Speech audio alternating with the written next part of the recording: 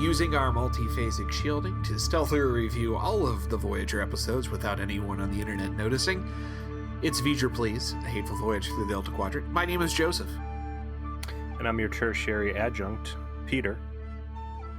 I promised you a divisive episode in the Voyager canon this week, Peter, and please tell us, what did we watch? Season 5, Episode 15, Dark Frontier. Importantly, Episode 15/16. It does count as 2. Does it? In the production calendar. So, because it's important, because obviously the seasons are supposed to be 26 episodes. So technically Voyager was 25 in Season 5, since it's counted as 2. It is, I think, unique as a expressively feature-length episode that was aired as a single shot when it was originally shown. I don't think any episode of Bermuda Trek did that aside from this. There's been 2-parters, but Sure. this was shown as a feature-length episode all at the same time. And I said it was divisive, and I would like to discuss that divisiveness up front, because I think that will frame our discussion of the episode. Are you here with me? Are you ready for this? Yeah, I'm ready, Joe. I can sense it. I'm not looking at you right now. Sometimes we do video podcasting to kind of buttress our discussion. Sometimes we don't. Right now we're not. But I've done this with you enough that I can feel the energy. Do you think they were like, they felt they somehow missed the boat on Year of Hell, and they said, all right, we need to do this as a movie, not a 2. Like, I don't know what they were going for on this. I know they were very proud of it. I tried to read the Memory Alpha, and it was like a football length long. So I quit because it sucked. It looked like this was the product of sweeps and a frantic play by the writer's room to try and win some people over. So they broke the glass and grabbed their emergency vanity character 7 of 9 in a big vanity piece.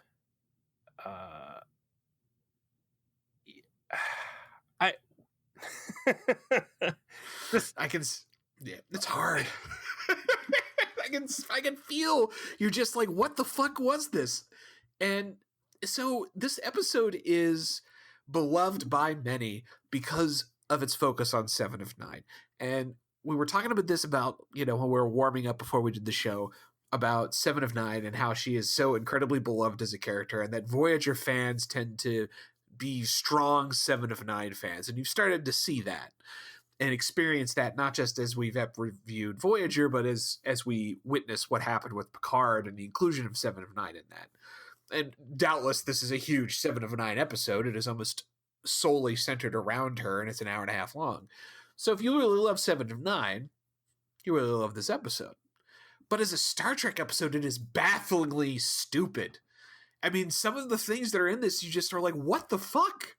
What are you doing to your own canon? What are you doing to the Borg, to common sense, to the idea of responsible parenting? Like, so many things torched before our very eyes. I think the best way to really present my feelings on this as a made-for-TV movie, and also as a entry into a beloved science fiction franchise, is to kind of compare it to Serenity. Okay. So, you watched, the TV show, right? Oh, it's Firefly is one of my favorite television shows ever. And they decided, all right, well, we can't do more of this, but we're going to get a chance at a movie through the sheer will of the fan base to make this thing happen. And they decide they're going to re-release the entire story as like a package deal, right? Like, you could have watched all of Firefly and gone in and saw the movie, or you could have just picked that movie up as a standalone object, as someone who had never seen it, and picked things up, right? Yeah, they constructed the movie so that you didn't have to have watched the show. And as a result, like, some things did not overlap. Like if you played the movie on a screen and then the TV show on the screen, like characters, actions, character behavior, a lot of stuff just didn't overlap, and you had this disconnect where it almost felt like a different product, different people trying to go for that spiritual successor. Does that make sense? Yeah, I mean, I quibble a little bit. I think that the characters were very similar. It's just that their exact development as it went on in the show couldn't be completely converted over because it would have been too impenetrable. So everyone was in like a different kind of place than they were in the show, but the characters were the same. Like Consolidated. Mal was Mal, like Wash was Wash. Like their characters were very similar to where they were on the show, just where they were in their development stage had shifted so that it was easier to get into. I feel like Dark Frontier does that to Voyager. And, certain characters like Janeway are like multiple personality disorder, where almost every time we watch it, it's a different portrayal of Janeway based on however bad the writing is going to be.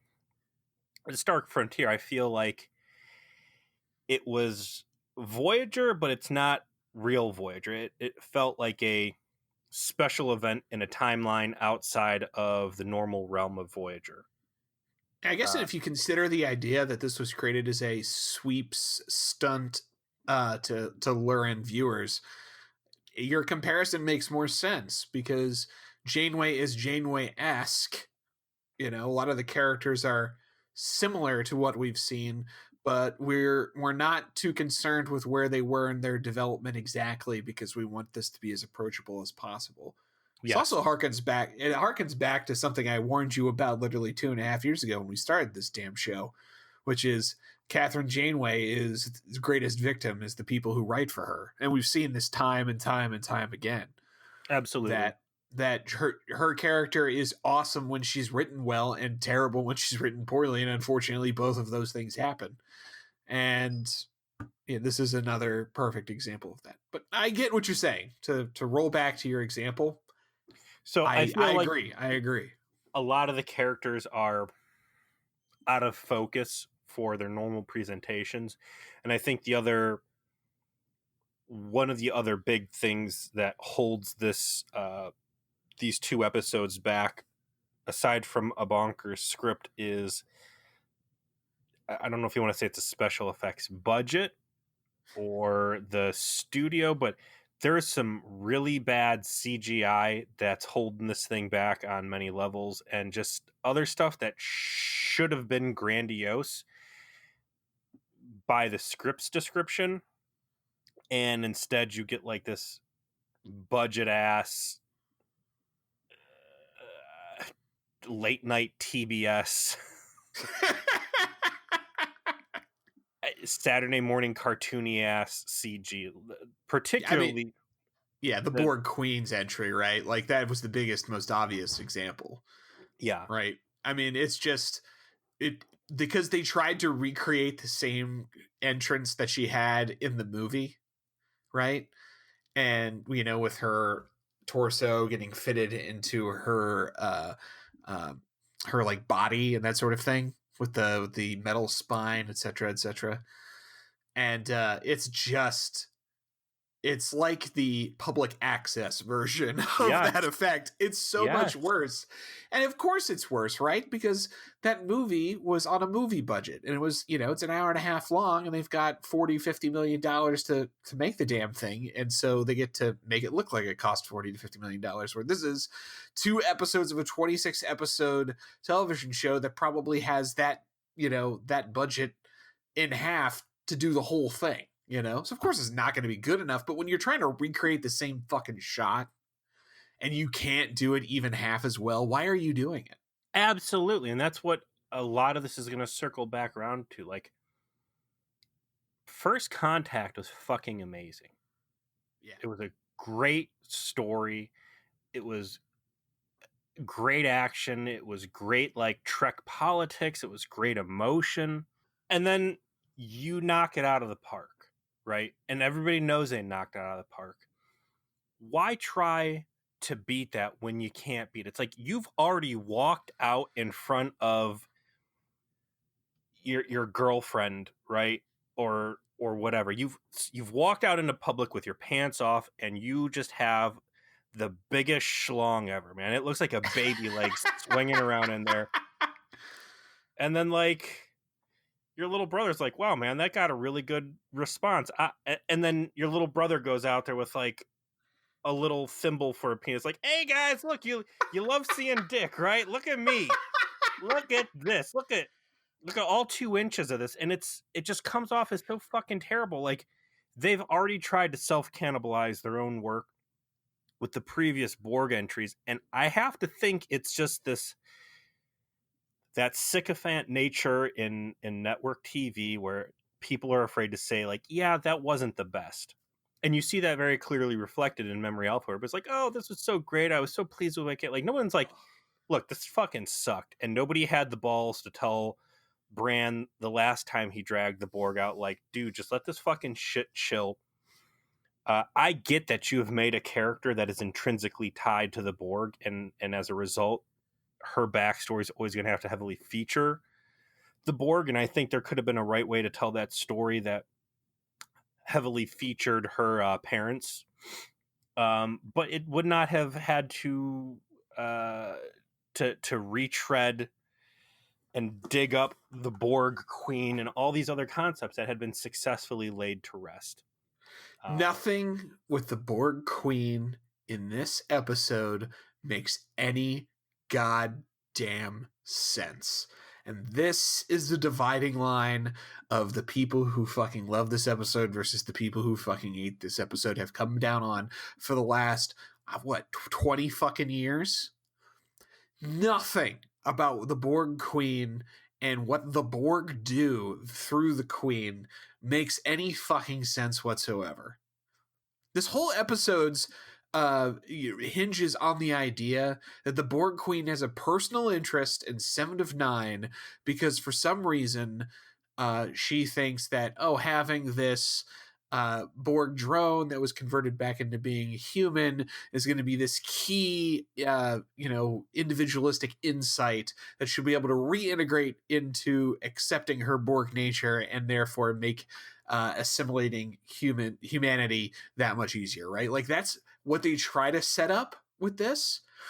And I guess what you're supposed to assume is, because obviously this happens well after First Contact, is that shit didn't go real well with Picard and Data, so this is like option C, right? Like, I couldn't get it done with those jabronis. I'm going to go ahead and, go look up 7 of 9. The drone I left on that fucking ship is in the Delta Quadrant. Maybe I can get her to, like, help me out with this.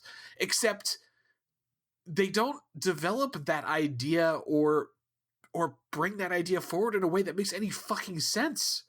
Like, it isn't until literally the fucking end of the episode where she's like, hey, I'm totally want to, like, go back to Earth and get those silly humans. You want to help me out? When, like, 7 of 9 has done nothing the entire episode except basically reject her and say, no, I'm not going to fucking help you. Are you crazy? Like, in First Contact, when they did this plot, the idea is that you thought Data was kind of buying into it, right?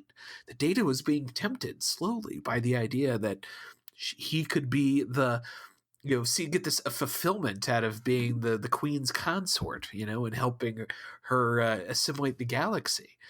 And then they don't do that here. So what the fuck? This entire episode, as a result, comes off feeling to me personally like fan fiction that somehow got endorsed and turned into a larger budget production. It's a preposterous, it seems like a shallow story. It seems like a silly story, and we're jumping ahead in the plot. But I don't think this one, because it's an hour and a half of plot and it would be just a lot of plotting through shit that doesn't matter, that the point by point discussion isn't the most important. We will kind of go through the different story beats, but I don't mind us kind of skipping around a little bit, talking about the concept the concept of the episode, because I think that's more interesting. The idea that this queen, because this isn't the same Queen from First Contact, right? These are two. I think the Borg Queen is supposed to be the Gestalt into consciousness, so it is this. It's the Borg Queen whenever you see the Borg Queen, like it's Memory physical. Alpha says that this is a separate queen with a different attitude and a different agenda. No shit, really? So this is a separate queen. Man, they really should have fucking told us that. That seems like vital information. And realistically, yes, they should have. They should have said there should have been some mention that the Federation had dealt a terrible blow to the Borg and their transgression is unforgivable, and she is a new queen, and this is why she's still obsessed over one stupid fucking species in the entire galaxy and multi-universe, because they're fucking around in fluidic space, which is another thing I want to get into. But the idea that this queen intentionally put 7 of 9 on Voyager to not infiltrate, but to gain this perspective, right? Because that's what makes she is unique. She has human perspective, and she will be the key to destroying humanity through her understanding of humanity. And they did that the right way because it's a preposterous statement, and they never bother to prove it or disprove it. What are the odds that when Chakotay violated Catherine Janeway's agreement with the Borg and jettisons all of the Borg out of the ship, that it would have been 7 of 9 alone who was able to hold on to the bulkhead when all of the other drones got blown out of there? Maybe it could be some big, huge Machiavellian Rube Goldberg plan. Maybe they had advanced data on how Chakotay would react, and maybe she goaded it into him. Or maybe she's just a fucking liar and she's toying with Seven's emotions, and that's a good way to disrupt her. So I like that they don't really fully flesh out the plant angle. I prefer still to consider the idea of the queen being like a singular Gestalt conscious. It doesn't make any fucking sense to forward the idea that like they're not all, they're multiple queens, but they all should be identical. Like that's the whole point of a a shared consciousness, right? Like this manifestation of that consciousness that can communicate with you has to be the same no matter where you're encountering it, right? Like I'm still trying to wrap my mind around the idea that this is supposed to be like a separate queen with a separate like identity. And it's ridiculous. And, yeah, it's ridiculous. It just runs a terrific bad guy into the ground. And I see now, the real damage that something like this does. And, it's not like Voyager's had the best intentions for the Borg in its heart the entire time. Yeah, like we've already suffered through them getting, blown to shit by the Care Bear stare and kind of getting turned into B tier villains almost which C is tier. I mean, this really starts to cement it. And starting with the beginning of this episode, our cold open is a camera flying around a Borg set piece. Now, the last time we really saw the Borg, which was some species 8472 stuff, I remember the production notes that it was a very small corner on the production stage. They had a very limited amount of hallway. There was a lot of twists and turns and fancy camera tricks to try and sell this Borg cube. This time, they got a pretty good chunk of space to build this cube out in, and it just looks like fucking shit. It's green walls and corrugated flooring and strobe lights and funny fisheye lenses. It's big, but it looks like a spear at Halloween. Yeah. Take a look at the TNG Borg episodes sometimes. Like even like the real early one when they like Q like wishes them into, the unknown regions and they encounter them. Like it looks better then. First Contact is obviously the best portrayal of the Borg because the budget was there and the vision was there.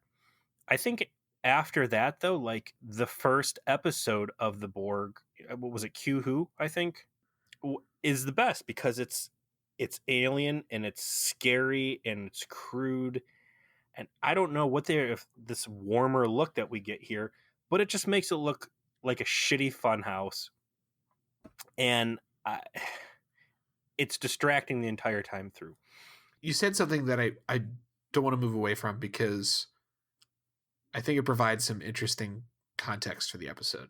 You mentioned Q Who as the episode where the Borg originally were introduced, right? And the premise of that episode was that Q and Picard get into a argument with each other in 10 Forward, where Picard is a little haughty and a little arrogant about the Federation's capacity to deal with whatever's out there. And Q's like, oh, you think you're ready for everything that's out there? Well, let me introduce you to some shit that may be beyond your capacity to deal with. And they get, whisked away to some spot in the galaxy where the Borg are nearby. They encounter the Borg, and they get scared shitless by this concept of this unfeeling, Terminator-like space cyborgs that want to do nothing but turn them into space cyborgs and strip away all their individuality, right? Mm-hmm. And to the point where Picard has to turn to Q and say, please, God, help. You were right. I was wrong. Please bail us out. I've already gotten people killed. Your point has been received. Please take us home, right? Mm-hmm. And like future episode, like the next time they run into the Borg, there's even that heartfelt discussion that Picard has with Guinan in 10 Forward, where he's like, I think we might all just get fucking killed, right? Like, this might be the end of humanity. And he's like, don't worry. I mean, you might lose Earth, but humanity will survive. Like, you're, over a long enough time scale, we'll probably make it, not the most like hopeful thing, but like, this is serious. These things are galaxy-ending threat level things.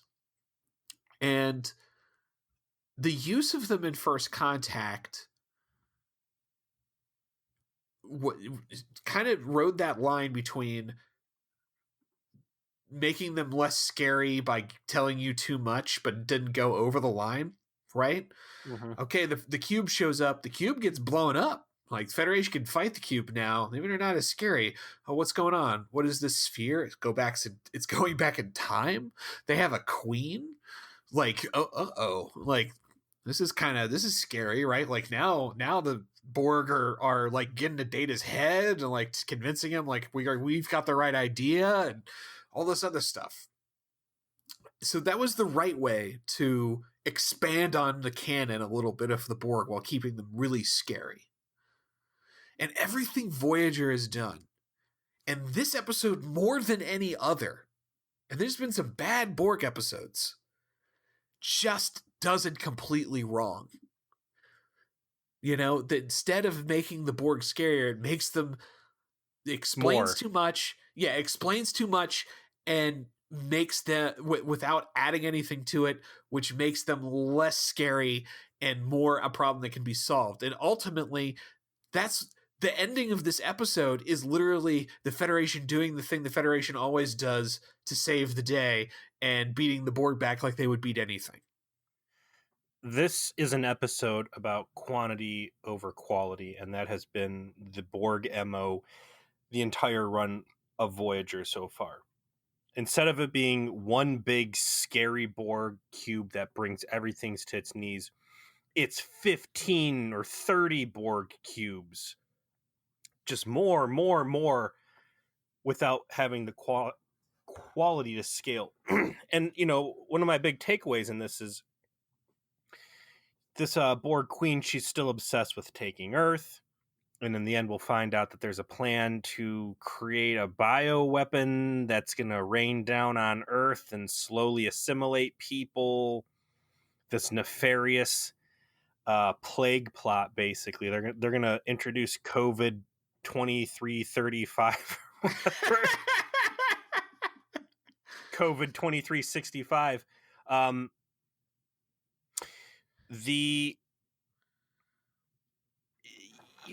We go back to the Species 8472 bullshit where we did see 30 Borg cubes whizzing around the screen. We see, Borg Space City, Space Town, Borg cubes everywhere, Borg space stations everywhere. Like, it makes First Contact look stupid that they sent one cube in, it got wrecked. Yeah, there was a time travel plot. you're making the Borg scary, but you're putting a face on it, right? And we talked about this before. By making a Borg queen, you've now put a neck on Cerberus, right? And you can cut the head off, and you can keep cutting the head off. It's no longer a construct you're fighting. There is a bad guy. There's a big bad. You can kill it, and you can destroy the Borg, and you can achieve a victory condition. And they did it.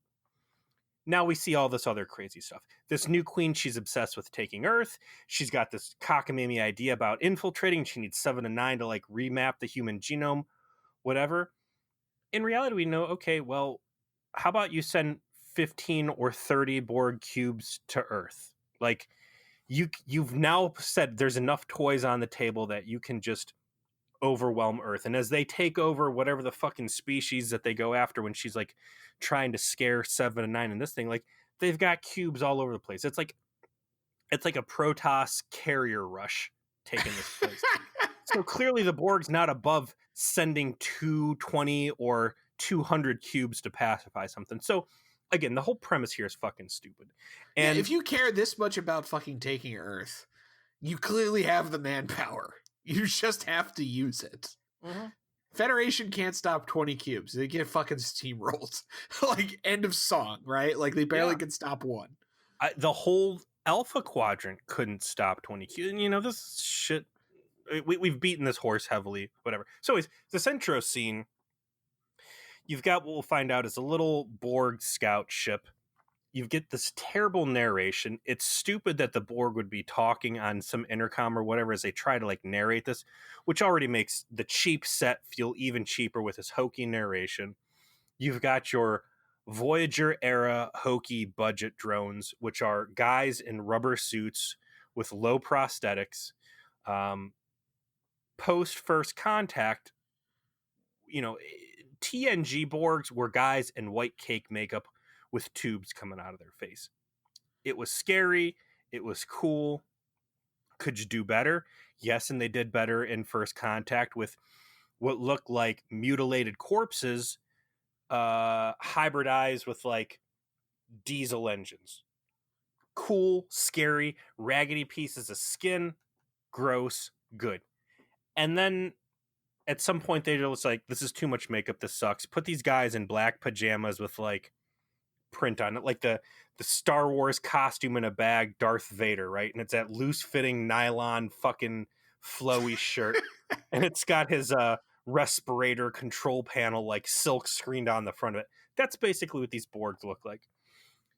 And they're talking shit on the ship, and, you know, we're going to jump you, Voyager. And, you know, they got her up on the view screen, and there's Janeway saying, I'm not afraid of you, which is already fucking ridiculous. Like, any Borg ship should kill any Federation ship. Granted, they got 7 and 9, so maybe she's got some confidence there, but they let the Borg ship fly right up on them, get like 6 or 7 shots off before Voyager starts returning fire. I don't know if they knock their shields out or if 7 and 9 pulls some little trick to get the Borg shields down. But then they do one of the coolest things that I've seen in a long time, and that's transport a fucking photon torpedo onto an enemy vessel. Yes, might be the coolest thing that happens in the whole damn episode. Like, at last, we see a tactic that every neckbeard nerd who has ever watched an episode of Star Trek thought of, which is, well, why don't you just beam a torpedo into the ship and then detonate it like a bomb? You know what? It works great. Works good. Works fantastic. Blows the whole thing up. Like, 10 out of 10. Wouldn't do this to Romulans in the future. Like, this is extremely effective. It blows the whole ship apart, much to Janeway's disappointment. She was hoping that it would just be disabled because she wanted to loot the thing. And apparently there's still some loot to be had. You know, some of the gold has been melted, but some of it remains. Some of the dollar bills have blood and burn marks. I was more surprised by Chakotay. Chakotay has been super anti-Borg everything.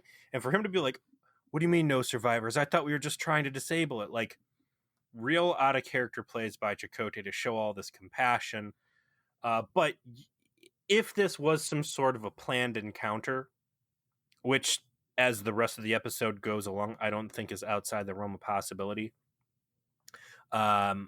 it would make sense then for Chakotay and some of the other crew members to be as concerned as they were that their plan of putting a nuke inside of a little pop can ship and blowing everything the fuck up was not well received. There's a little throwaway line in there. So they go through like the debris field and they beam a bunch of the wreckage in there so they can start looting the mob they just rolled. And we find out they're looking for transwarp coils and other technology to start evening the fight. And this is where we start getting like kooky Janeway, right? This is space pirate Janeway. Is who this is. This Janeway is hungry for Delta Quadrant booty. She wants to find the hidden treasure chests and pick those locks. She says, I'm tired of turning tail at every cube. She says, by my calculations, by the course adjustments we've made so far, we've added a whole 2 years to our travel, which is fucking nothing, right? Right. Like that would be over the course of, if they actually had to do the whole 70-year bid, would be like 3-ish%, right? You've done worse things over less amounts of time, right? So who gives a shit really about 2 years? When you're talking about dodging the Federation's worst foe and failure to evade the Borg results in a fate worse than death, where you become a space zombie. So, maybe this is a reasonable thing, but she's like, I'm tired of turning tail at every cube.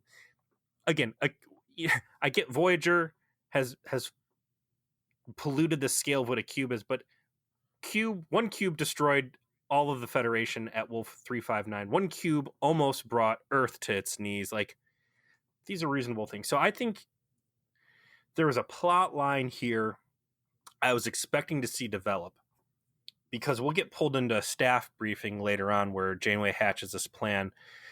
They pull some data cubes out, and 7 of 9's able to give them advanced telemetry on the entire sector and Borg movement and status. And they're like, oh, hey, here's a sphere that's all fucked up. And Janeway's like, I want to go in there and I want to mug them. I don't think you understand. My plan is to go in and to beat them upside the head and take their wallets. We're gonna run up with our Space Pirate Janeway. We're gonna run up with our flintlock pistols like it's a bunch of Q in the Civil War, and we're gonna hold them at gunpoint while we shake them down for them ducats. It's delightful. Let's not even act like it's anything else. So she puts this plan out. Now, again, I've seen the capsule on Netflix. I know that 7 of 9 is going to rejoin the collective. I don't know what the auspice is going to fall under. But when she's sitting there, 7 of 9's at the briefing table, and everybody's just ping-ponging back and forth about how to go attack this sphere, and they need to have an airtight plan and run battle drills as they raid these guys. There's some real strong language in there, and there's this kind of a concerned look on 7 of 9's face. Now, we'll later find out it's fear, but at that moment, it seemed to me, based on Janeway's, point blank greed and aggression, and everybody else playing along with it, B'Elanna like, oh, I've got some dirty terrorist Maquis tricks we're going to pull on these fools. And her looking back, like, I thought she was going to be like, this isn't who you guys say you are. You're not pirates. You're space explorers. You're scientists. You come in peace, and for you to be sitting here and planning an aggravated robbery, like, this is weird, Borg. guys. This is Borg. Like, you guys are acting evil right now. You're gonna fly the ship into a super dangerous situation with like the big techno baddies, potentially getting us all assimilated, so you can fucking rob these guys. Because now, Janeway, all of a sudden you really care about getting people home. Like, back on the Ocampan relay station, you didn't care. You just blew up all that technology. And every chance we've had to like steal technology from other people, like the Skeevians, you've been real high and mighty. But now you're talking about, holding these guys up at knife point and robbing them. Like, I didn't sign up for this. This isn't who you say. But none of that really gets pursued, which I think is a shame because again, the like things don't overlap correctly. Like values are just a little 3 points to the left, 3 points to the right. Like, did you get that impression? I also agree that seems to be something missing in that everyone seems to be down for this idea aside from the goofy ass Chakotay, like, oh, you fiddle with your comm badge shit that he does with Janeway a little bit. When you got one of your kooky plans, because you're the kooky captain who's trying to get us home. It's that's another great point too. Is like the more I think of stuff like that, and the way that these are characters that resemble the characters we know, and not are the characters we know, your whole thing about the Serenity movie is making more and more sense. Like it seems like this would be something where it would actually create plot in the episode where all of the characters are like, why the fuck is the captain a space pirate now? What is wrong with her? Where instead, like, there's none of that. They're talking, I mean, again, this is marauding, right? Like, and let's take the fact that you're talking about attacking another vessel and ransacking and pillaging it, right? Move that to the side. Let's go back to the fact this is a fucking Borg. Everybody's supposed to be scared shitless of these guys. You're perfectly fine. You're perfectly safe. Everybody knows it's going to take a long time to get home. Needlessly going and starting shit with the Borg collective again seems like a really fucking terrible idea. And it also seems like exactly the thing that Janeway would never want to do, considering this is the same character who has been confronted directly by Arturis about how her interactions with the Borg ended up, costing billions of lives and irrevocably changing the fate of the Delta Quadrant, if not the galaxy. Like, if anyone needs to not be reminded of the consequences of interaction with the Borg, it should be Catherine Janeway at this point. And here we are, as we've got this swaggering fucking highwayman who wants to go and ambush, the Borg train and steal the payroll off of it. And God, the thing you just said about the whole, oh, I got a Maquis trick thing, that is exactly the thing you would have to say in an episode of season 5 of the show if you're expecting people who haven't fucking watched the rest of it to start tuning in. Like, what? Where is this? That seems like some fucking season 1, maybe season 2 B'Elanna shit. When's the last? I feel like recently there was an example of Janeway and company. Like, God, what was the one where they install the trans warp thing, and then Harry and Chakotay have to fucking break all the rules to Timeless. Like, Janeway was just exposed to happen. Like, what happens when you get too fucking greedy for foreign technology and jam it in your ship? Like, she knows. Again, that wasn't a bottle episode. Harry Kim said, hey, we fucked this up. Everybody on the ship died.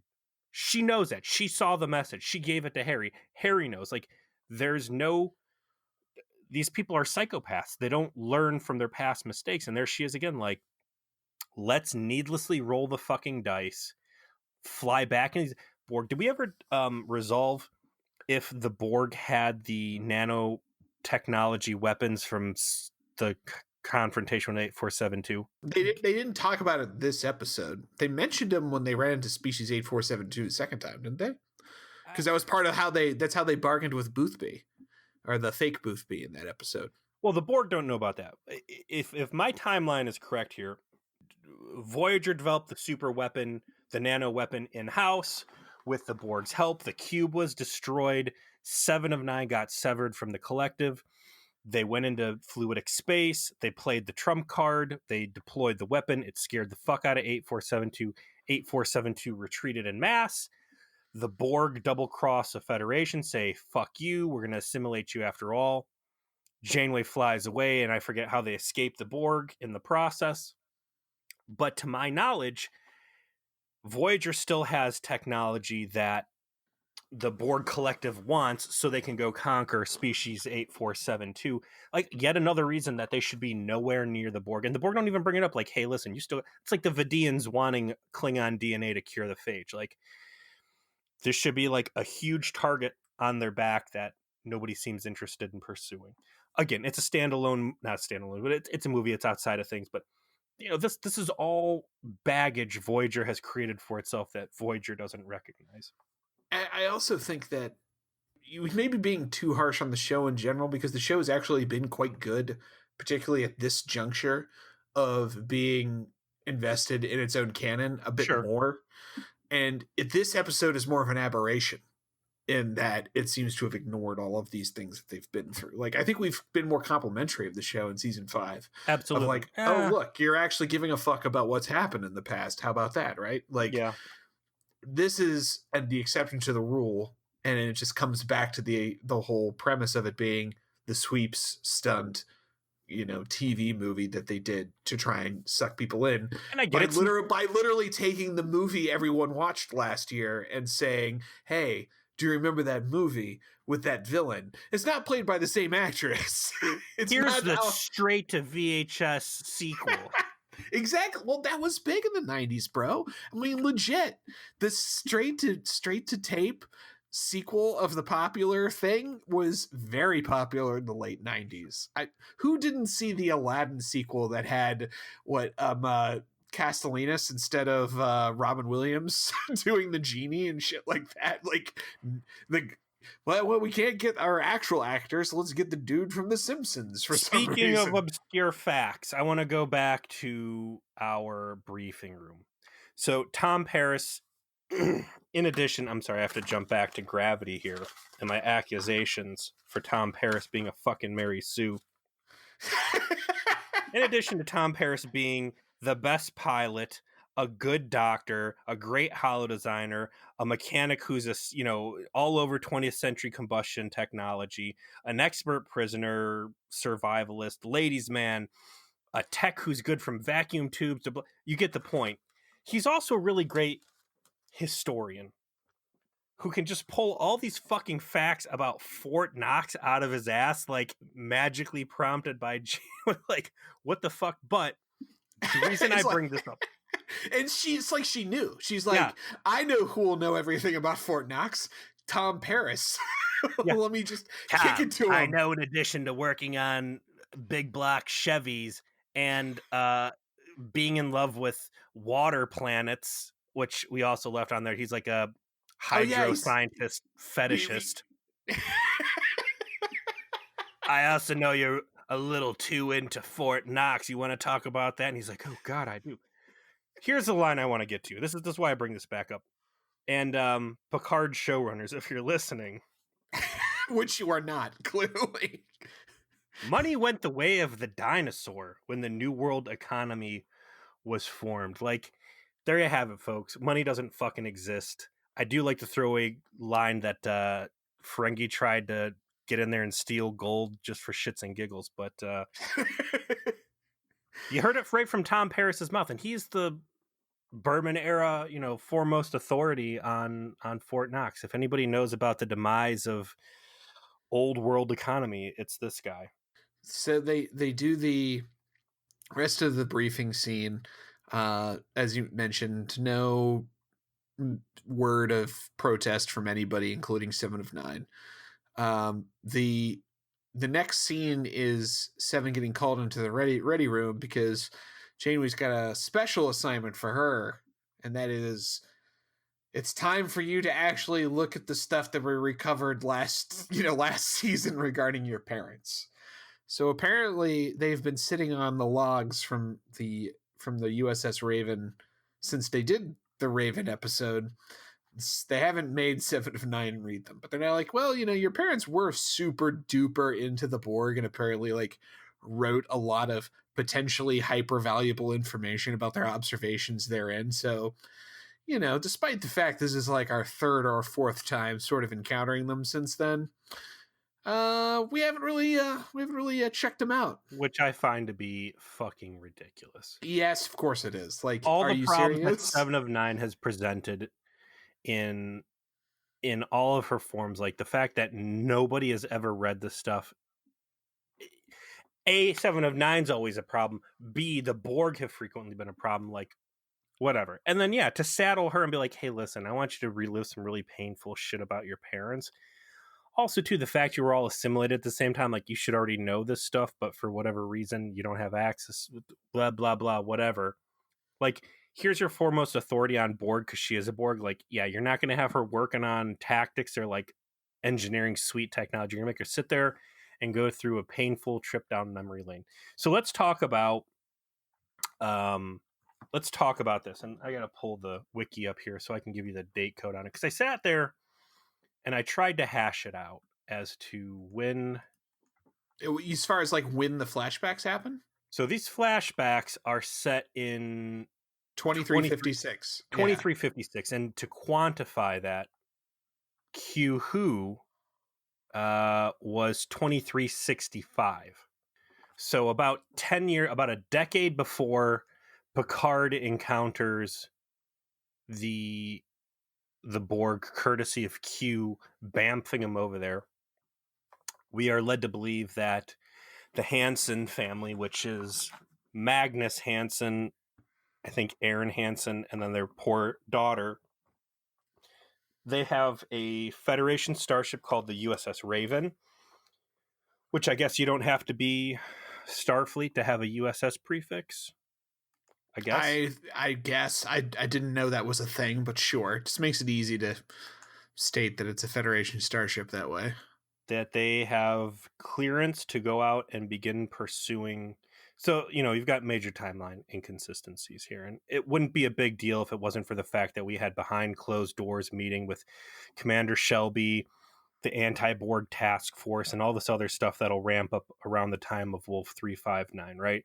So you're retconning this ridiculous notion that two nobody scientists and their kid go beyond the neutral zone and whatever, and there are reports of a Borg, and it's a rumor that there's a big cube, and they've got some pretty specific details, but this thing's out there flying around, and they're going to chase it. We'll later come to find out that it goes to dip out. It opens a transwarp pathway. They follow it, and that's how they end up in the Delta Quadrant, which is really the only reasonable way to get people in a little rinky-dink bullshit ship out into the Delta Quadrant. But the last part makes sense as to why they wound up out there, but the whole concept is it breaks some of the fundamentals of Trek canon, right? Like the whole point is that before Q introduced Picard and Enterprise to the Borg were largely there wasn't a rumor of them floating around. The only thing that exists of the Borg prior to that moment is literally the debris from the sphere that the Enterprise blew up on First Contact Day in First Contact. So like that exists, and there's actually an episode of Enterprise about 22nd century Earth finding that debris and not knowing what the fuck it is, and like stuff happens in that episode and they're like, what the fuck was that? And we're like, oh, I don't know, let's move on with our lives. And no one ever really sees what happens or like what actually. It's a neat episode that manages to like resolve that plot line without actually breaking the canon. Yeah. Right, this just breaks it, right? This just is like, yeah, people know the Borg are out there, and some scientists have a ship, and they decide that they're gonna go fucking find them. Like, where did this come from? This is the flagship of the Federation with a computer that is probably bigger than Rhode Island. What's a crew complement on the Enterprise D? 1,000? Over 1,000, yeah. Mostly scientists and disciplinary experts, and Data, who knows everything in every fucking database. So the fact that nobody has any fucking clue about the Borg, like it's just stupid. It's fucking stupid. It's stupid that these nobodies found out about it, that there was a cube just zipping around, that they track it down, whatever. So let's erase the fact that it's a stupid premise, accept it, and move on. They're pretty cool scenes from a nostalgia angle. I really like how the Pegasus interior feels like that season 1 motif. You mean the Raven? I'm sorry, the Raven. It almost looks like they're on the battle bridge, like it's that ugly ass burgundy brown color scheme. The space clothes the civilians are wearing looks very first season Next Gen. I think they show some pictures. I think that guy might have been at Starfleet at some point, because they've got the old style no collar first season next gen uniforms and pictures. It's got that real synthy, twangy Borg music that we had from season 2 next gen. So like, as far as dating this, it feels good, and it feels like they really did their homework to make this feel dated. It feels like the camera had a filter on it to make it look like it was more in that era. It may be the only production. I agree with what you're saying. The production touches on the flashbacks actually date it correctly. And it's weird that that detail is right while everything else is fucking wrong. Like, Yeah. Wow. Okay. So the Hansens, the worst parents ever. The worst parents ever.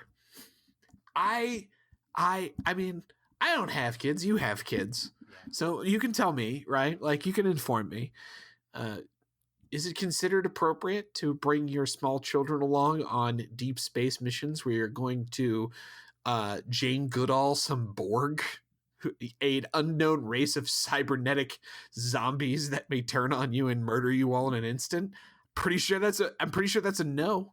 Let's assume that it's to go out and catalog Nebula, or to go out and see what it's like to bake cookies in deep. It doesn't matter what your task is. Taking your fucking kid like out that far, it's just bad parenting. Like, I don't know who else has all died in this family that they felt the need to bring their child along for deep space exploration. But like, this is what happens when you don't have Counselor Troy laying around to like call out the obvious stuff. Like, hey guys, maybe this is going to leave her a little developmentally fucked up. Maybe you should leave her with your aunt or whoever she actually has back at home. Space is dangerous. Okay? Space is a fucking a danger zone waiting to happen. It is a fucking disaster every moment, every 2 weeks, as we've seen, right? Every 2 weeks. Why in the hell would you bring a child into that when it's just the three of you? Like, it's already kind of irresponsible to bring your children onto the flagship of the Federation, probably the most safe starship that there is in the entirety of core Federation of space, right? Like, even that is like, I don't know, man. Maybe we'll take them to boarding school on a planet somewhere. Like, this seems like this might be a little much. Like, you are in space. Bad things will happen. This is a forward conversion van in the middle of deep space where you are trying to go places you're not supposed to go, right? Including across the neutral zone, right? Doing dirty shit you shouldn't be doing before you run into the thing you're trying to find, which wants to kill you. Like, no, stop it. Get some help. So they don't waste any time in showing that the parents are obsessed with this Borg rumor, and that they're very clearly making some bad parenting choices, that they're neglecting their daughter. The father is way too consumed in his work. And these scenes with the Hansens will take place sprinkled throughout the episode, but we can just discuss them all up front here. They find the Borg cube. They are buzzing around. It reinforces that the Borg will ignore you until you present yourself as a technology advancement point or a tactical threat. So they find out how to kind of edge, how to ride the line, and observe at first from afar, and later on we find them beaming onto the ship. They make these little biometric cloaking devices. They're abducting Borg. They're tagging them. You really do get that feeling. I posted that thing on the support group that they were based on some primate biologists. Yeah. Jane Goodalling it. They're observing their monkeys and their habitat. I get it. And again, to frame this as far as how dangerous things are, the Enterprise C was destroyed in 2344. This is 2356, so it's about 10 years after things have kind of chilled out with the Klingon conflict, right? Right. And Romulan. So like, this is a silly time. These guys are crazy. But they got these rumors about the Borg. They're really into it. They got nicknames for them, like Needle Fingers and Junior. Like they're naming the gorillas. Yeah, I get it. So all that stuff kind of works for me. Like, if their kid hadn't been dragged along on this and this was just two obsessed scientists or a crew of scientists, I think it would have come off as better. Maybe that's what this is missing. Maybe instead of it being a mommy and a daddy and their poor little baby, and this had been like a cluster of scientists and she was a kid, I think that would have really helped me resolve the craziness of that. The whole community was caught up in a fervor, and that nobody seemed to be fucking concerned at all when they get transported to the Delta Quadrant. Like, what happens when you end up in the Delta Quadrant by accident? Well, we got firsthand knowledge. We saw Voyager. Like, people are sad. People are fucking pissed. People are scared. They're never going to see him home again. You've just damned your kid to this. But, you know, they've got their head up their ass like, wow, cool. Now we're in Borg territory and we can further this research even better. Forget the fact nobody will ever see your fucking research because you're out in the middle of nowhere. Like, yeah, there isn't even like a line of them being like, oh, you know, we figured out that we could like hitch a ride with another one, you know, or we figured out how to get into the transwarp relays and we can just piggyback on any Borg. Like, there wasn't even a discussion of them just putting out a line to say, oh, we have a way back home, because it's such an obvious miss of like, oh, you're stuck on the other side of the fucking galaxy. What the fuck are you gonna do now? Like, literally, that's the show we're watching. Jesus fuck. only you don't have Kes spot in you 10 years when she goes Super Saiyan. You have growing risky behavior that the dad's showing. We'll see some throwaway lines that, you know, one day the transporter fails and he has to spend the night in a Borg maturation chamber. And it's exciting. They enjoy the thrill of this. They clearly don't see the danger that's involved. There's another parallel that doesn't really get drawn strong enough at first. I thought there was going to be objections from 7 of 9 that like, hey, listen, maybe the Federation shouldn't be mugging people because that's not what Starfleet does according to you guys. Also, hey, my family was real cocky and thought they could get away with stealing, you know, with jerking the Borg around. Like, let's not repeat that mistake. Maybe we should stay the fuck away from this. And that gets brought up a little bit, but it's like there's this underlying theme of this episode that, again, nobody learns a lesson.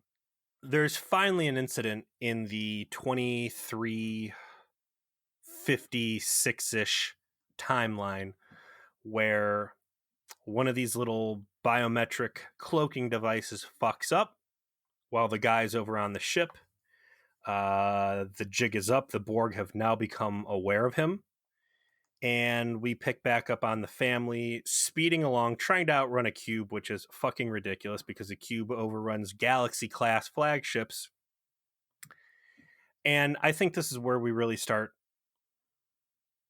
One of the stronger points for the episode for me becomes the heavy emotion on that ship where the parents know they're fucked. And it starts to dawn on them the terrible mistake they've made, because it's not going to be the two of them that are paying for this. It's their child they've dragged along. And there's, I thought, a pretty touching scene where the dad's trying to get Annika Hansen to fall back asleep, and she's asking if assimilation's going to hurt and if they have if there's little kid drones. I don't know, that resonated very strongly with me to see the parents' grave mistake finally boiling down, and that it wasn't just like a big accident and incident and everybody gets assimilated, that there's a chase and that dread in the air. They have time to contemplate their horrific decisions. Yes. That it was nice to kind of see that some level of comeuppance for their complete recklessness. Hubris. Yeah, their hubris. That's a better word. And that's the end of all the flashbacks, right? Because essentially the next flashback was what we already saw in Raven, which is they get caught and they get. Do they actually? Oh, yeah, I guess they did show that, because I was like, I'm really surprised they didn't actually show the assimilation of it, and because we've already seen it. They've already shown Raven us that. fucking sucked too, and I quickly forgot about that. So the rest of the episode has to do with Seven of Nine, working this problem of them doing the train robbery, and ultimately getting contacted by not Alice Krieg. It's actress Susanna Thompson playing the And she Queen in was this fine. episode. Yeah, she apparently tried out for the role before Alice Krieg got it, and it wasn't clear at all why Alice Krieg wasn't available to play the Queen. She saw the CG and said, I ain't fucking with that. Like, check wasn't good enough, I guess. The Borg Queen starts to contact Seven of Nine and say, hey, we know exactly what you and your boys are up to, and I'm gonna cut you a deal. If you rejoin the collective, I'll totally let them go. And if I have something positive to say about this episode, it is in the Seven of Nine character development arena. We have seen a lot of Seven of Nine kind of just not giving a fuck, not really caring too much about like humanity or the crew. Not committing. Not committing, yeah. And it's been a slow process of her caring more and more about him and actually showing that she cares and not being a total bitch all the time. And this is a big turning point for her where she gets that message and she comes to the conclusion like, okay, well, I'm going to have to take one for the team here because it's important to me that everybody gets home and is protected. And if the Queen knows what we're up to, we're fucked. So I'll go ahead and go along with this plan of we'll get the transwarp coil off the ship and Voyager can use that and get the fuck home, and then I'll just be a Borg again. And, good will have been done because I'll have protected my people. Like, that's what could an option be? Maybe she could have fucking told Janeway about it. Like, hey, the Queen knows what we're doing. When is a surprise trap not a surprise trap? When you tell your fucking boss, like, hey, by the way, I'm getting like fucking hacked and the jig is up, so let's not fuck with this. Because I already clearly has reservations. She does this bullshit coy like, you need me on the away team. It's going to be really tough. You can't survive without me. And Janeway's like, what are you not telling me? I guess it doesn't ruin it, but it sullies a really cool development moment of Seven of Nine now genuinely cares about Voyager. She has this great speech about how it's her collective now. But what it's missing is the Borg Queen saying, if you tell anybody I'm telling this, I'm just going to fucking hit you with the Death Star and blow you up. Yeah, like there isn't a reason for her to be silent, and there could have easily have been one, and they just didn't supply one in the story. You're going to play the game, and you're going to come to the inflection point where you have to make a choice to join us, or your friends are going to die, and if you ruin my game, everybody's going to die. Why they didn't do that is beyond me, but whatever. They are running these simulations on the holodeck over and over again about what's the best way to steal these transwarp coils. It's funny because they're like, oh damn, we missed the beam up by 6 seconds. We can't nail the simulation. Like, what can we do to shave some time off of these? And it's like, I don't know. How about you fucking run?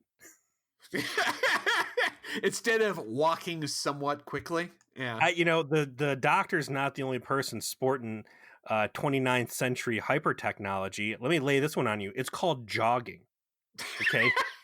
It's called a brisk walk down that fucking hallway to get away from these fucking goony ass. Like, and that's the other thing too. Like, if the Borg ignore you until you're a threat, like Federation standard protocol of like walking down the hallways, aiming guns at everybody's faces seems kind of counter to that, but whatever. It's a stat. They did it in Next Gen. I suppose they can get away with doing it here.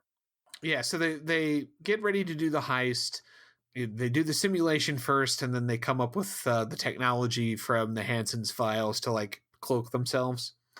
And they don't consider what I felt was like the most obvious thing that they should have considered, which is, well, if the Hansens all got assimilated, that means the Borg know about this, which means this probably won't work anymore, which would have been the very first thing I would have thought of if I existed in the 24th century and had to deal with a bunch of Nazi cyborgs that assimilate technology. Literally, that's their entire fucking thing. And also doesn't occur to Captain Janeway or Commander Tuvok or any of them. Or goddamn 7 of 9, who has every other stupid detail that the Borg knows, but she doesn't have that one about her dad's fucking doodad, right?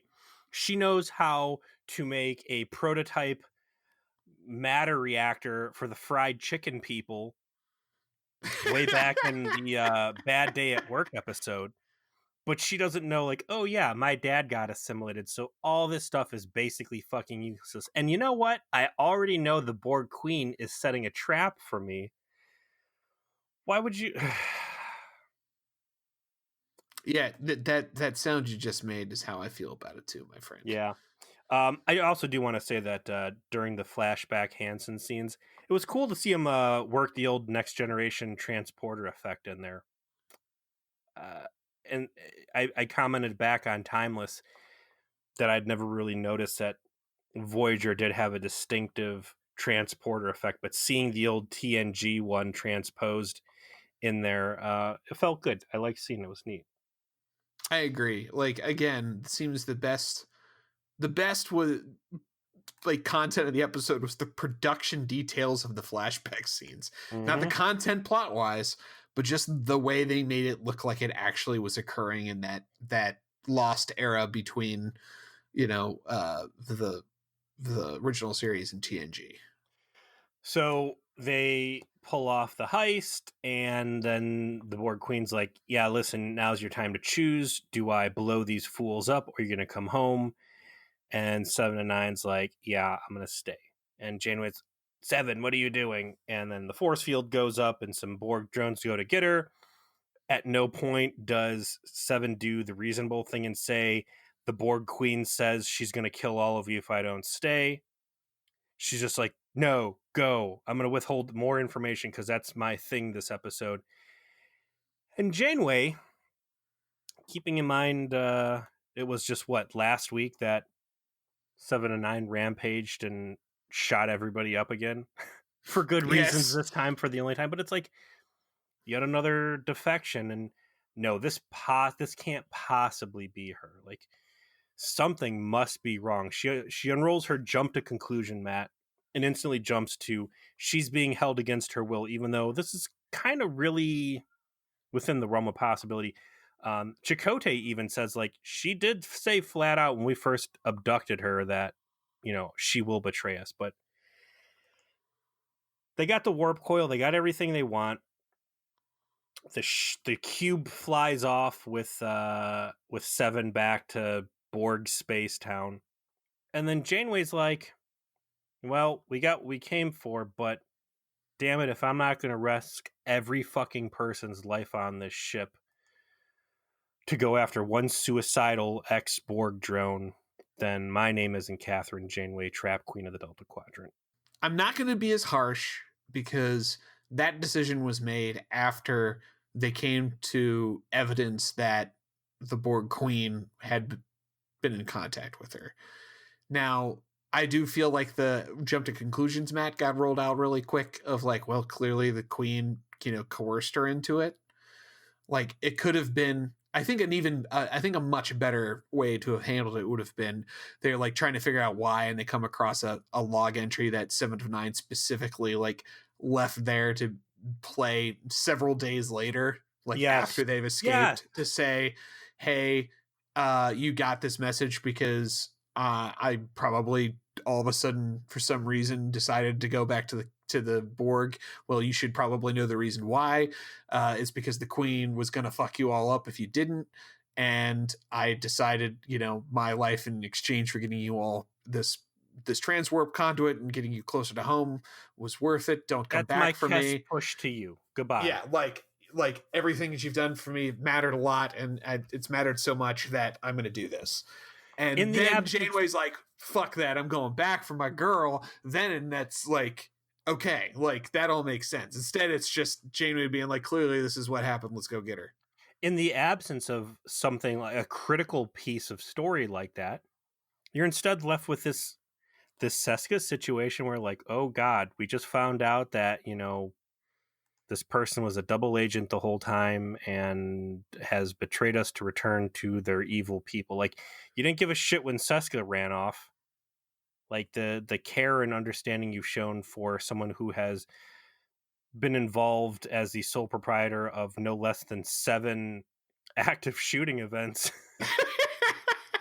She's a fucking HR problem. Yeah. I'd like to be in the HR room like, yeah, 7 of 9 shot me in another killing, or not killing, but another, active shooter rampage. So Janeway, I don't even remember how the fuck they get on the Delta Flyer Yeah. And with they some MacGuffins, and they fly off to Space Town to find them. They basically rejigger the technology that the Hansens had to cloak them, and they go to Borg Town. Like the Unimatrix complex, Borg Town. They go to Borg Town, and they are like, wow, it's Borg Town. We gotta find fucking it's Naomi Wildman. It was like, you could contact her via our cortical node. And so that's what they end up doing. In the goofiest and stupidest conclusion to an episode of Star Trek, that, considering the stakes and the people involved. Oh, I'm sorry. There's a whole subplot that we already touched on where the Queen is like, yes, you will now be a Borg again. Yay. But we're not going to make you put all that makeup on. You can stay in your sexy cat suit and be my pet project. Yeah, Borg Town, man. So many laser pointers. They go to Borg Town, and she's like, we're going to go assimilate some people. Why don't you go and assimilate them, because you're a Borg now? Yes. And then Seven of Nine is horrified by everything and like helps people escape, and which is good. Yeah, and all of that is good. Like, that's the good character development part of like her actually caring, about just random people, of like, no, this is bad. I'm going to actively resist this now. It is a change, and that part is cool. So Soren, if you're listening, I know you're always looking to see us talk at least one good thing about the episodes. There it is. I did it. I don't want to hear you complain on the support group. We got to keep the support group open for Chris to continue to find these horrific memes of Neelix seeming seductive and causing Peter's eyes to fall out. But yeah, they're super gross, but good job, but also terrible. So there it is. There's your one good thing. This needs to be the last fucking time 7 of 9 in Voyager, at least, needs to try to front like she likes being a Borg. Okay? It's been this baggage she's been carrying since season 4 of, I'm begrudgingly interacting with humans. Borg efficiency is better. I might not be a part of the Borg, but I'm still going to classify them as a higher life form and idolize the Borg. She is now directly confronted where people are there to call her bluff. And the Queen's like, this is you. This is what you should be about. We're going to go ape shit on this planet with our Borg invasion fleet, because I'm not like that other stupid Queen going after Earth with one fucking cube. I brought the whole gang. I got all my war boys. We're rolling out of Shiny Borg, and Chrome. We doing this. We're rolling out of Borg Town on souped up Cadillac hearses. And I'm now going to directly confront you and say, this is what you're always saying is so cool. Ride or die. And finally, Seven's forced to say, you know what? You got me. This shit's not cool after all. I do want to be a human. I do have problems with Borg assimilation. I don't feel good about any of this. I don't want to be here. And then, the Borg Queen's doing stupid, evil overlord stuff. Yeah, it is. It's straight up the evil overlord tropes. You've mentioned it on the show before, of like, it's so lazy and it's so dumb. And the last time we saw the Queen, she was a cool villain. And in this, she's just stupid as hell. Like, there's no reason for her to think like this weird Snidely Whiplash approach is going to work with 7 of 9. It isn't like with Data, it appeared to be working and therefore it made sense, right? It is just not working. Where she's like, no, I don't want to help you. You'll help us. All right, I'm going to actively try and help people escape. Well, it looks like you helped those people escape. Please don't kill them. Okay. I won't kill them. Why? I'm not going to explain why. Because you All said right. please. All right, well, now that I've done this, why don't you come over here? Here's my secret plan of how I'm going to assimilate Earth. Now, aren't you going to help me? No. No, why? What have I done to suggest that now I would want to help you? I defied you, and then you let me defy you. Like, It's this one just of the stupid. worst. It's one of the worst evil monologues that I've seen since General Zod in Man of Steel. I will find him. When General Zod confronts Clark Kent, and he's like, "Listen, we've got the DNA tubes to recreate all the life and everything that we've lost back on Krypton, and you're the key." And he could have been like, "Listen, man, help me. Be the last son of Krypton. Help us reestablish our fallen culture that was unfairly taken from us by unknown forces. Be a hero and do a solid." And you know what? As it turns out, as I can see by you, if our people grow up slowly on this planet, they become supermen. And instead of if I force resurrect people, then we're all crippled. We have to wear these goofy suits. Instead, Zod, instead of being reasonable like that, he's like, "Hey, here's a hallucination. We're standing on a ton of skulls in some sort of Terminator fucking genocide situation on your family's farm. You're going to help us kill everybody on Earth, including your family, because I'm a fucking two-dimensional dickhead." Who are you gonna fucking win with that sales pitch, dude? Like, never go into the cell phone business. You're not gonna sell anything, right? You're never gonna sell those insurance plans for Best Buy talking like that. And that's the same shit she hits her with here. Like, there's a right way and there's a wrong way. I really like in the previous episodes they describe the Borg. They're not evil, they're not vindictive. The Borg are just a force of nature.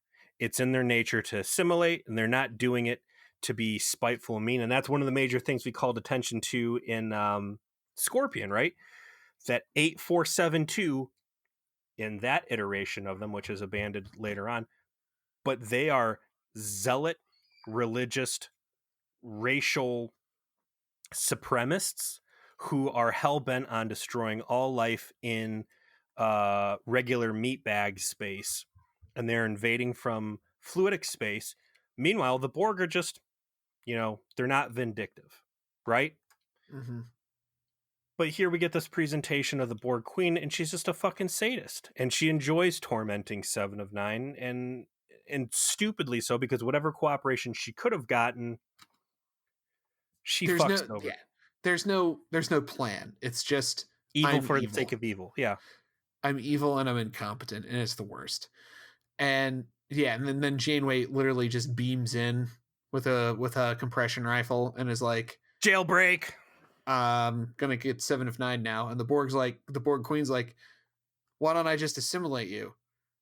Borg slowly move towards her, and then she's like, "No, I'll have the Delta Flyer shoot a torpedo at you, because we can just do that now. Like, one of my shuttlecraft is cool enough to just fuck you up now." Yeah. And she's I took some tips from 8472. We can just one shot you, motherfucker.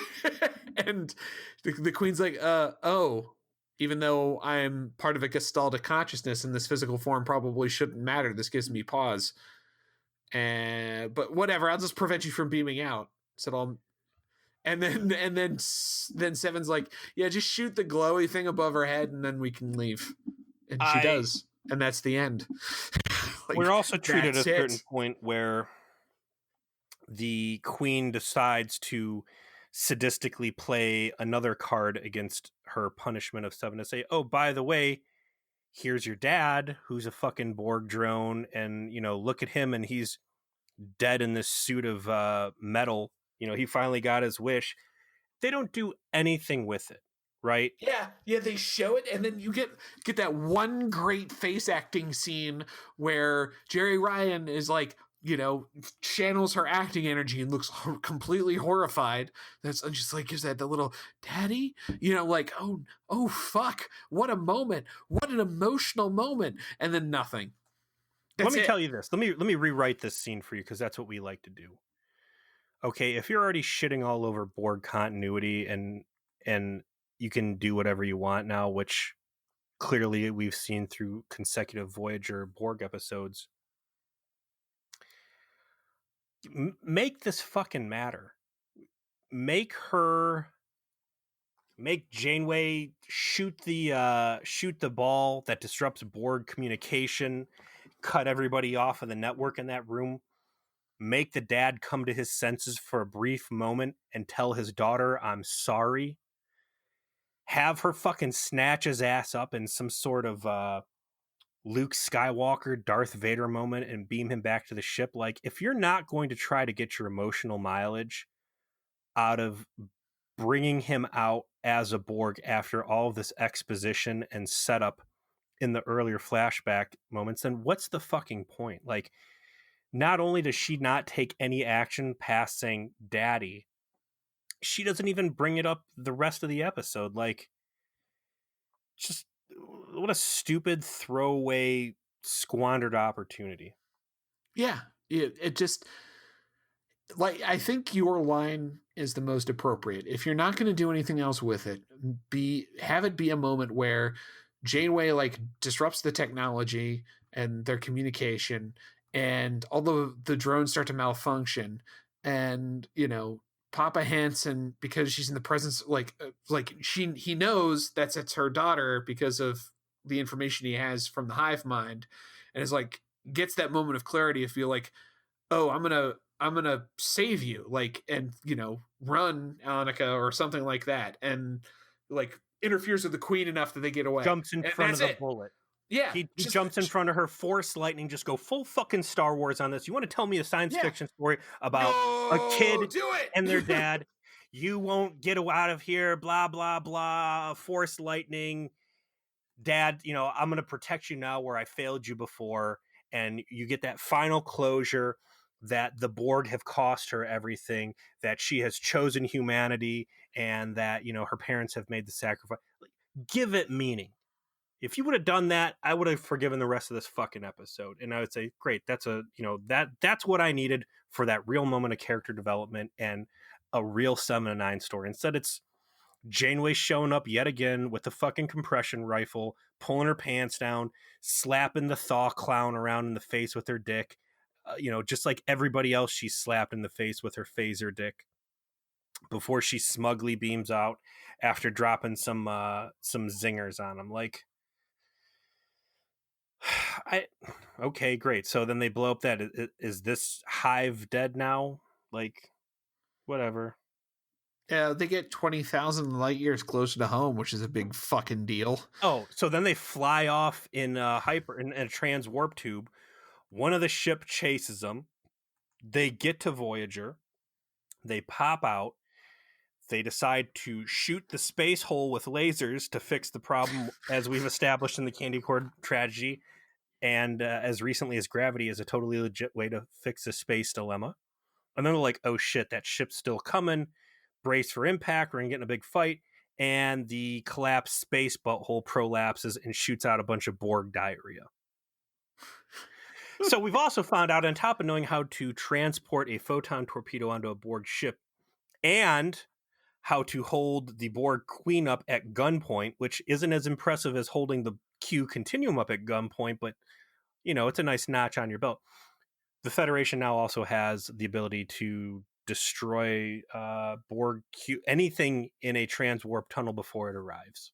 Yeah, that's a pretty juicy haul for old the pirate ship Voyager.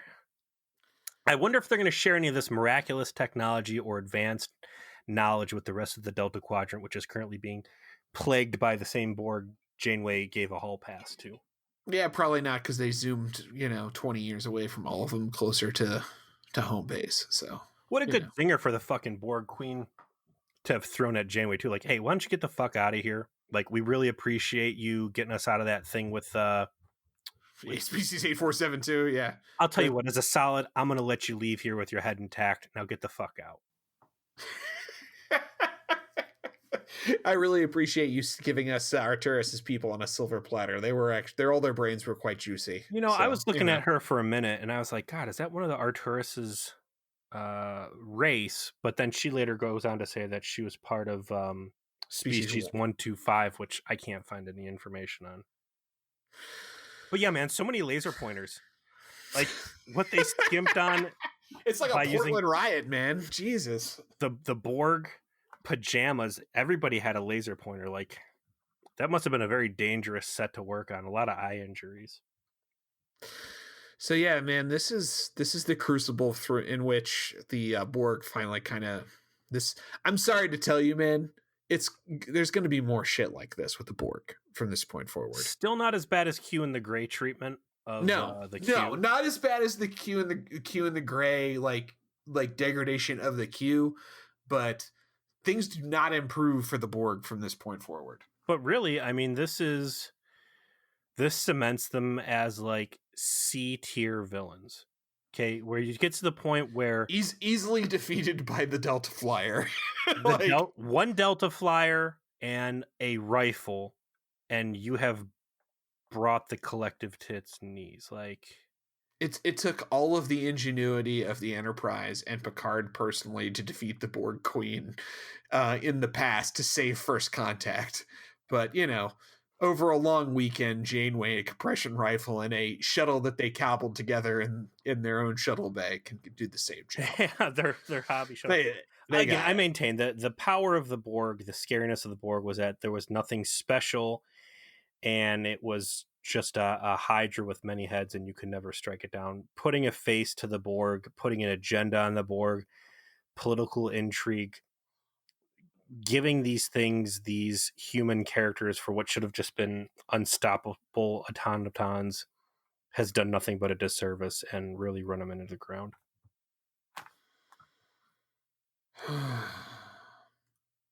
What do we watch next week? Season 5, episode 16, The Disease. We see a very pretty 90s lady. And it doesn't look like it's a Voyager stateroom. Maybe it is. Voyager encounters a xenophobic nomad in space for 400 years. With ship-wide malfunctions, the crew's offer to help lead to a serious consequence. I think I remember this one. I think this is a Harry Kim episode. I think it is. It sounds like some Mass Effect. What was Tali's? Oh, the Quarians. Quarians, yeah. Is this going to be the Quarian episode? I do remember this one. I think I do. I just don't remember all of it. I really like the Quarian story point that they had been in space for so long that their immune systems turned into shit because they did not have that. Yeah, that bacteria like exposure anymore. And that's why if you take the romance path with Tali, eventually she gets used to your bacteria so she can have her mask off around you. Do they show her face? I don't think of course not. They never show her face because they modeled her. Oh, that's a funny story about Mass Effect. When they realized after the first game that they modeled all of the Quarians incorrectly. They modeled them such that their heads would be way too small for their bodies if they were actually inside those masks. Because the masks were modeled about the size of a human head, because it's obviously they had this base modeling, sort of anatomy they used for everything. But instead of it being a helmet on a head, it was just that was the size of the head. And they didn't want to just put 2 stalk eyes and some pincers and make them look real nasty. And now they wanted them to look, like everything in Mass Effect, sexy alien time. So the only time you saw a Quarian with their helmet off was when it was that stupid fucking stock image that they converted. Yeah. It was dumb. Good times, Mass Effect 3. Good times. All right, man. So Disease coming up next. You don't seem to remember much about it. I think what were we hitting here? Hour and a half on this one, so plenty of room. I'm not surprised. It doesn't surprise me that we talked a lot over the course of this hour and a half, and I wouldn't be surprised if this is one of the more listened to episodes of our podcast, believe it or not, because of how important this episode is to where people stand about Voyager as a whole. So let's just say, for the record, I appreciate everything that happened with 7 of 9 in this episode, and it's a real shame that the rest of what they did in this episode was so bad.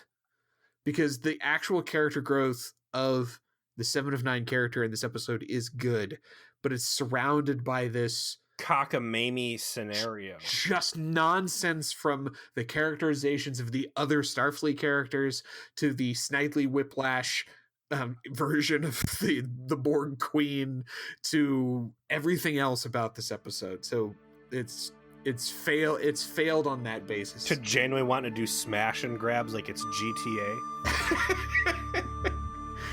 Oh man, don't go rob the ammunition. I'll just shoot you there. See you next week.